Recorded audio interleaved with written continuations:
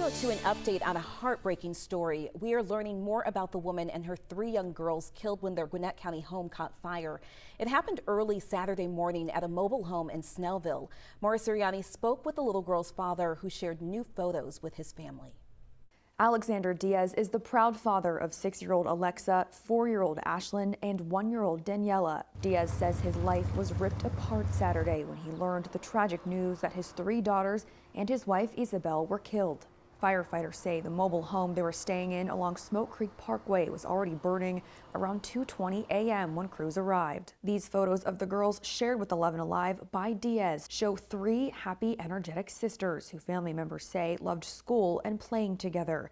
Diaz started a GoFundMe account to help raise money for funeral expenses. He said, quote, "All 4 of them went away in the blink of an eye. They were my pride and joy. I am really broken inside knowing that I couldn't save them and keep them safe." Oh, such a heartbreaking story. We have a link to the GoFundMe page on 11alive.com. The cause of the fire is still under investigation.